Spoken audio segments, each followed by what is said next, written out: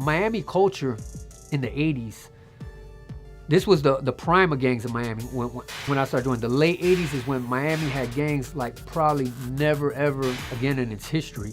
The gangs there were it was insane. What we really were, we became a melting pot of LA, Chicago, and New York gangs. But nobody knew what was going on in Miami. It was just as dangerous, if not worse. It was horrible. Miami was a scary place. We moved to Miami, I believe it was 1987, possibly 1988.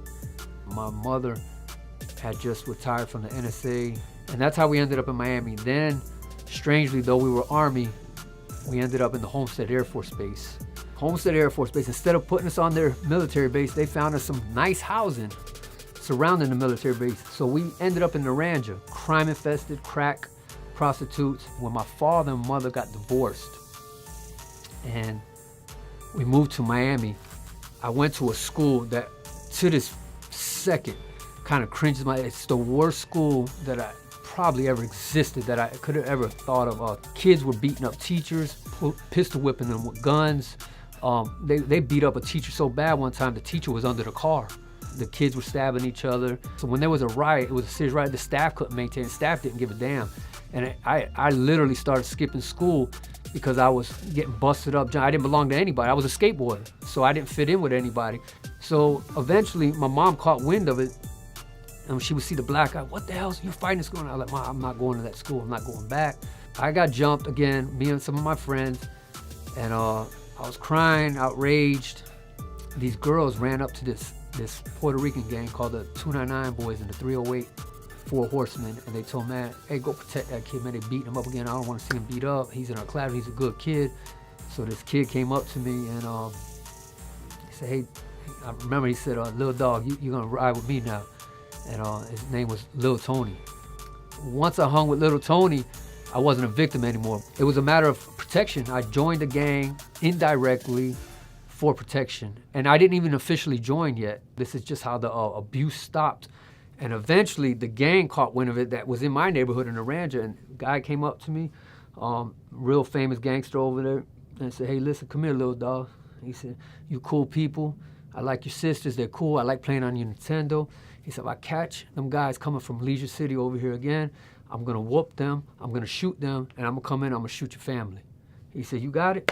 I was like, yeah, all right. You don't choose what gang you're gonna be in. It's what your neighborhood's providing. That's the gang you're gonna be in, wherever you're raised at. You don't choose. One day he called me, he said, hey, you wanna walk down and go to the store with me? I'll buy you some candy. So it was on my street, we're walking, and they said, you know, man, I really like you, man. I was like, yeah. And he swung on me, BOM, hit me in the mouth. And I'm 13 years old, I just turned 13. I'm like, man, what you hit me for? Then he just went wailing on me. He had me on this gate, and I'm balled up. He said, you better fight back, because you're going to be one of us now. Fight back. And I just started throwing some wild punches and just thinking of who this monster is in front of me. I'm like, oh, my God, if I hit him hard, I'm dead. You know, he kept me on that gate, pounded on me, wailed me in my face, my body, and he gave me a hug. He said, now you're one of us. So that was my initiation into my first gang. I could probably name 5 people out of hundreds of IMPs that stood in IMP for 10 straight years like me. Maybe 5 out of hundreds. And throughout them 10 years, every time I would run it, they'd be like, man, you're still an IMP. Y'all taught me we're supposed to be in it till the day we die. What happened? We were wrong, man. Grow a family, dude. Nah, I didn't want to hear it. Nope, IMP. I was brainwashed young, and I see it now. It's because when you catch a kid young and brainwash them, it's hard to break that cycle, and that's what happened with me. I never wanted to let go of IMP. I wish what I do now for the kids with root camp, somebody, anybody, would have grabbed me and said, my man, listen, I've been in prison for 10 years. You know, somebody that we knew on the streets that did 10, never snitched on nobody, kept it real to the gang, and said, man, listen, man, come spend time with me, I got you. I'm gonna come pick y'all up. Y'all wanna hang out? Let's hang out. It would have changed everything. Nobody did that, nobody. A lot of stuff that I got locked up for, I just didn't snitch on people. I kept it real. I stood for the principles that I was brainwashed in when I was younger, which was to stay true to this gang life, you know, and I should have seen the surroundings. 90% of the gang, within 2 years, were gone.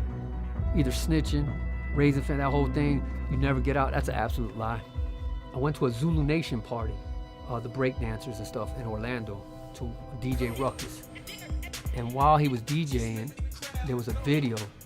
And I remember they were fighting in this cage. And I remember this skinny guy coming out with a karate gi, it looked like a karate gi on. He looked goofy, tall.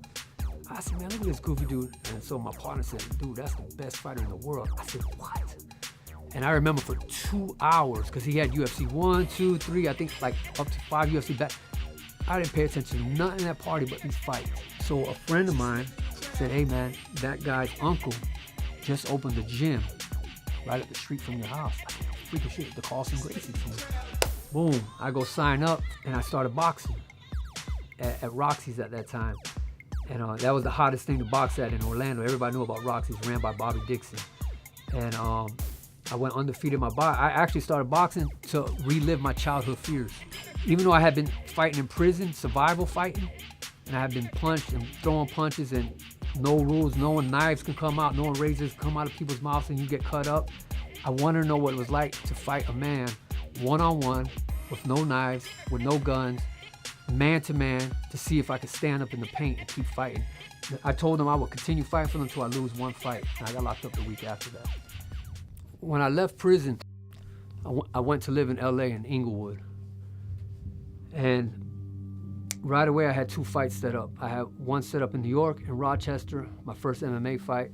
I lost the fight, came to Florida. When I got there this time, the kids were calling it Warlando. I was like, Warlando, what the hell? I realized, things had changed. There's a brother and sister. The sister was a so-called Crip. And these opposition gang members said, there she goes right there. And they said, that's her brother. And they jumped on both of them. And he was in the hospital. The description that was given to me was he was wired up, tubes in him. My family was like having a funeral about this kid. So the brother asked me, he said, man, listen, before you go back to LA, will you train my brother, man? Just give him a little confidence. How long I said, I'll stay here about a month to train your brother. So we hung a bag up in my sister's front yard in Oak Ridge area. And I started training him. And within a week, we must have had 30 kids? 20, 30 kids. I realized this was a good thing for him. There wasn't any MMA gym there. If there was a boxing gym. There was some karate gyms and stuff, but the prices that these gyms were asking were unrealistic for these kids. Either A, the parents didn't have money, or B, the parents weren't willing to invest into them. So I started spending time with these kids. My wife and I, 4 or 5 hours every day, training them 7 days a week, teaching them the little basics that I knew. I didn't, say I'm gonna go to Orlando and be a coach of some kids. That's not what happened. My sister's like, hey, Ruben, she said, listen, stop being silly. Your old ass, 40 years old, still trying to fight. These kids need you. They need you over here. The parents are asking about you. The kids she said, they're back on the streets. Gangs, drugs. You need it here, man. Stop fighting. Let them fight for you. Come teach them what you know and let them fight. I was like, dang, man. I called my leader, my first leader from my Newbury gang, who was a leader in Miami again. I said, hey, man, I'm done. I said, I'm leaving it. I did 10 years. I didn't snitch on nobody. I did prison trips for everybody. I spread chapters. I'm done. We built a ring. It became a legendary yard, the backyard, the root camp yard. We decorated the tree with a bunch of punching bags that people were donating. People would see us in social media. What do y'all need? We need gloves. So after school, from about 5, 6 different schools in the area, we'd have anywhere from 10 to 40 kids come to our backyard. We'd feed them, just whatever the parents could donate, and we'd train them. Root camp is now being hosted in the only private school that has an MMA curriculum with kids, also with academics, also with them learning law, and a mental health program. And I know there's a stigma about mental health. We all need a healthy mind, so in that aspect. So this is all a pilot program right now for our summer program. And we have like 70 kids right now. I believe we're gonna see some amazing world leaders come out of there. I don't even care if they make it to be pro fighters or not. That's not my concern at all.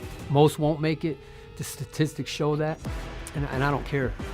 Because where God has taken me with this program and where he's placed me at, I could just imagine what he's gonna do for them.